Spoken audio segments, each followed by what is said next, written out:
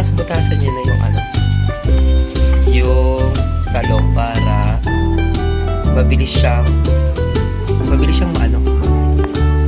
Uy, mabilis siyang ano, hindi ko alam. Bobsor? Para ulusaw? Para mabilis lumambot. Yun yata yun. Tapos dito kami nagluluto sa... Diyan lang kami nagluluto sa kalan. Kasi wala kami ulit. Kalan lang. Naglalaro kami. Naglalaro kami ng ano, bahay-bahayan. Nagtulutuan. Parang tagal na natin hindi nakakain ng tortang talong, no? Uy! Nahulog. Sana all. Kakain na ba yun? Binibili na. Kailan? Yung last. Hindi mo alam, no? Parang nagtrabaho pa tayo sa URC. Hindi oh. Baka nakaraan pa. Di ba dat masusunugin siya? Yung parang maano na yung matatanggal na yung mga balat.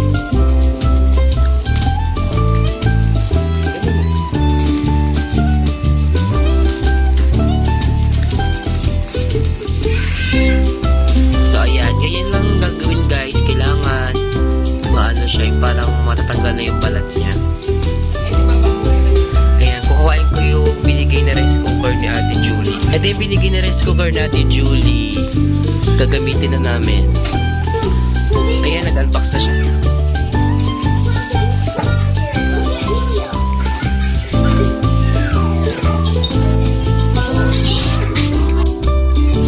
Ayan, sunog na siya.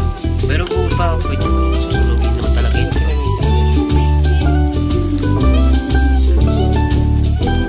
Camping, picnic kami. Ayan, may sunog na siya. Malapit na. Ilang ganito niluto mo? Tagdalawa tayo or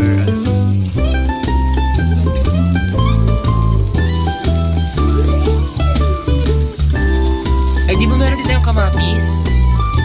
Pang ano naman yun? Pang sarsyadong egg.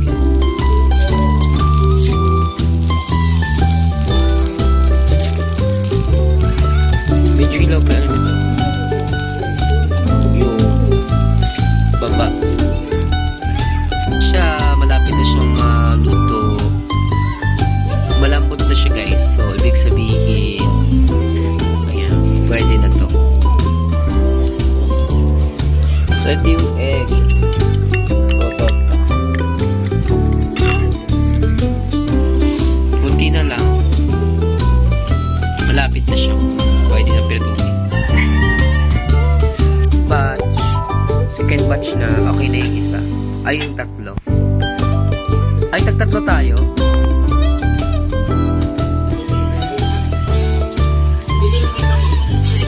So, ayan na nga.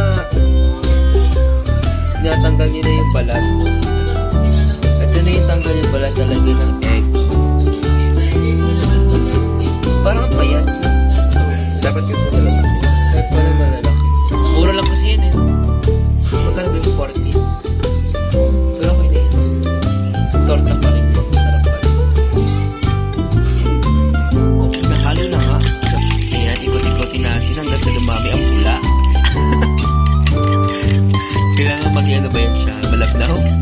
Wala po.